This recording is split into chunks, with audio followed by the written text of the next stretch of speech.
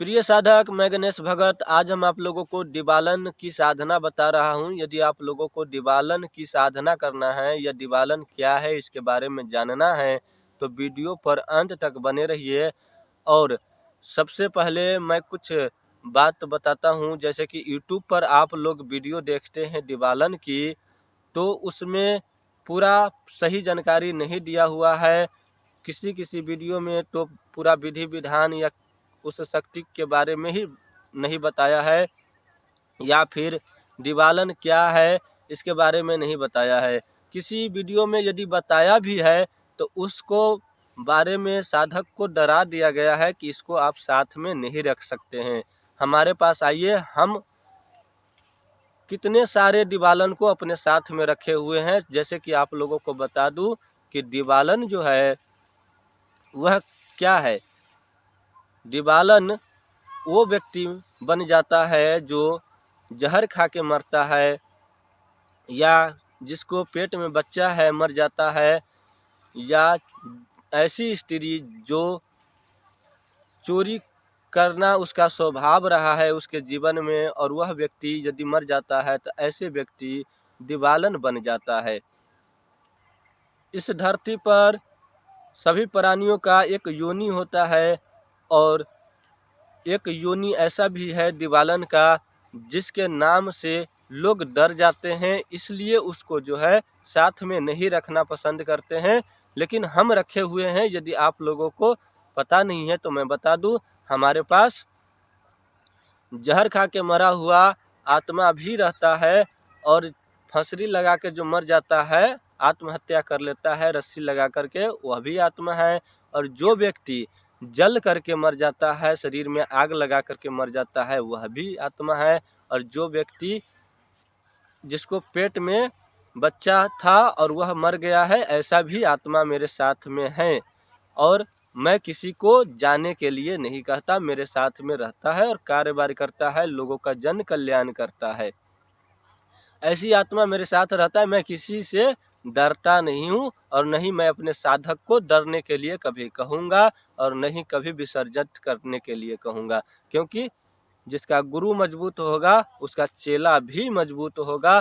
तो दिवालन जैसी शक्ति को डर के नाम पे क्यों सौंपेगा। हाँ, ये अलग बात है कि यह जो है शक्ति यदि काबू से बाहर हो जाता है, तब यह जो व्यक्ति जिस तरह से मरा हुआ होता है, यदि ऐसी आत्मा किसी को पकड़ लेता है तो उस व्यक्ति में वैसा ही खूबी देखने को मिलेगा। जो व्यक्ति मान के चलिए कि जहर खा के मरा हुआ है, यदि उसका आत्मा किसी के ऊपर छोड़ा जाए तो उसको मन यदि सही से नहीं लगा तो उसको बार बार जहर खाने की मन करेगा। यदि ऐसी आत्मा जो आग लगा के मर गया है, ऐसी आत्मा किसी के ऊपर छोड़ा जाए तो उस व्यक्ति को आग लगाने की मन करेगा। इसलिए ऐसी आत्मा है, लेकिन काबू में है, कंट्रोल में है। आप लोगों को यदि दिवालन जैसी शक्ति से डरना है तो साधना न करें, और साधना करते हैं तो डरे नहीं। और सभी यूट्यूब भाइयों के लिए मैं कहना चाहता हूं कि दिवालन जैसी शक्ति से किसी को मत डराइए। यदि कोई भी व्यक्ति साधक है, साधना करता है, तो वह अपने आप ही मजबूत कर लेगा। दिवालन जैसी शक्ति से यदि वह डर गया तो उसका साधना सफल नहीं होगा, और दिवालन उसका सही से काम नहीं कर पाएगा। इसलिए यदि आप लोग दिवालन की साधना करवाते हैं किसी भी साधक से, तो उन्हें हौसला दे, विश्वास जगाए उसको मन में। हर गुरु का काम होता है साधक के मन में विश्वास और हौसला जगाए, नहीं कि उनको डराए और उन्हें साधना के मार्ग से भटकाए। ऐसे गुरु नहीं होते जो साधना के मार्ग से साधक को भटका दे, ये गुरु नहीं कहला सकता है। चाहे शक्ति जैसा भी हो, साधक को विश्वास होगा, साधक को हौसला होगा, तभी वह उस शक्ति से डटकर बात कर सकेगा। यदि साधक को मन में हौसला नहीं होगा, और साधक को आप पहले ही डरा देंगे तो उसके पास यदि शक्ति प्रकट होगा तो शक्ति से कैसे बात करेगा। इसलिए यदि आप लोग दिवालन जैसी साधना को करते हैं तो उसमें डर लगना स्वाभाविक बात है, क्योंकि उसका खूबी है, उस आत्मा का खूबी है कि आपको डराएगा। अब बात करते हैं कि दिवालन को कैसे सिद्ध करेंगे और दिवालन हमें कैसे मदद करेगा। तो साधक, यदि आप लोग दिवालन को साधना करना चाहते हैं कि ट्रांसफ़र लेना चाहते हैं, यह आपके ऊपर निर्भर करता है। यदि आप दिवालन का साधना करना चाहते हैं तो उसमें पीला सरसों शमशान में जा कर के सिद्ध कर ले, या आप किसी साफ सुथरे जगह पर जहाँ पर एकांत जगह हो वहाँ पर आप सिद्ध कर सकते हैं। दिवालन की साधना आप चौराहे पर भी कर सकते हैं, जहाँ पर शांत इलाका हो वहाँ पर आप कर पाएंगे। ज़्यादातर लोग जो है दिवालन की साधना शमशान में करते हैं, तो आप शमशान में ही करें। हम भी शमशान में ही किए हैं, आप भी कर ले। यदि आप दिवालन की साधना कर लेते हैं, जब आपको दिवालन प्रकट हो जाते हैं आपके सामने में, तो पूरा स्त्री रूप में आपके सामने में प्रकट हो जाएगा। ऐसा लगेगा कि पूरा स्त्री ही हमारे सामने में खड़ा हुआ है। दिवालन का ऐसा रूप होता है कि वह आपके सामने पूरा शरीर रूप में प्रकट हो जाएगा। जब दिवालन पूरा शरीर रूप में प्रकट हो जाता है आपके सामने, तो डरे नहीं, उनसे 3 वचन ले ले। आप अपने अनुसार क्या काम करवाना चाहते हैं उस अनुसार जो है आप वचन ले ले। उनका जो भोग है वह मुर्गे का कलेजी और दारू या मछली भी आप ले सकते हैं। मछली पर भी दिवालन सिद्ध हो जाएगा। और सरसों चारों कन्होरा पर रख करके और एक बीच में सरसों रख करके उसका जो है चौकी बनाया जाता है, और उस चौकी में जो है उस दिवालन के लिए आपको जो श्रृंगार एक स्त्री का होता है उसका पूरा श्रृंगार आप प्रयोग में ले सकते हैं। सिंदूर में कामिया सिंदूर ले लीजिए। और तामसिक दिवालन की साधना करते हैं तो तामसिक ही भोग रखिएगा, और इस प्रकार से दिवालन आपका साधना में प्रकट होकर के आपको मनोकामना को पूर्ण करेगा। यदि आपको दिवालन से डर लगता है तो आप दिवालन की साधना ना करें, क्योंकि दिवालन चाहता है कि हमें कोई सिद्धि करे ताकि हम उनके साथ में रह के लोगों का हम भी जन कल्याण करें। और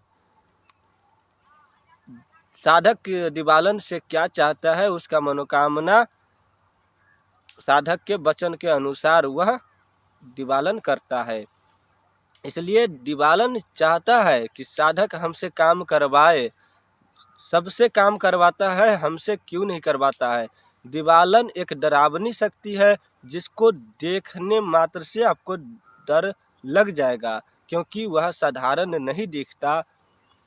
दिवालन साधारण स्त्री नहीं दिखता है। यदि वह सामने प्रकट होती है तो उनको देखने से डर लगता है साधक को, क्योंकि उसका डरावना रूप होता है। और कोई भी व्यक्ति यदि चाहता है कि हम साधना तो कर लिए, दिवालन प्रकट भी हो गया, और दिवालन से उसको यदि डर लग गया, वह साधना छोड़ के भाग जाएगा घर पे या जहाँ कहीं भी चला जाए, दिवालन उसी के साथ चले आएगा।